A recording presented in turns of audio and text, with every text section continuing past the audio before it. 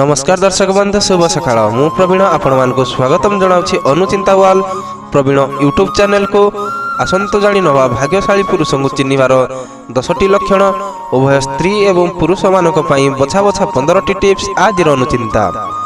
1 number जेउ पुरुष मानकर छाती रे बहुत केश थाए सेही पुरुष मान जीवन रे बहुत सुख एवं धन प्राप्ति करंती। स्वभाव अनुसार तांकर प्रकृति शांत एवं सरल होइथाए। 2 नंबर जेउ पुरुष मानकर छाती चौड़ा एवं नाक लंबा होइथाए सेही व्यक्ति माने जीवन रे शीघ्र अग्रगति करंती। 3 नंबर जेउ पुरुष मानकर पिठीर आकृति कईछ परि होइथाए सेही व्यक्ति धनी एवं भाग्यवान होइथांती। 4 नंबर शांतिर सहित वास करुथुवा व्यक्तिक पादरे जदि पद्मरथ चिन्ह थाए सेमानक जीवन रे सुख परिपूर्ण होई जाइथाए। 5 नंबर शक्तिशाली एवं प्रशस्त कांध थिबा पुरुष शुभ बोली विवेचना करा जाए। तांकु जेउ महिला विवाह करे से खुशी रे रही थाए।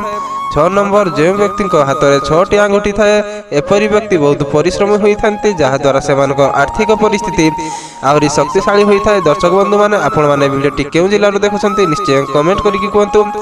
7 नंबर जेउ मानकर बेक छोट होइथाए तांको जीवन रे अनेक सफलता हासिल पाई थाए सेमानकु टंका एवं सुखर अभाव न थाए।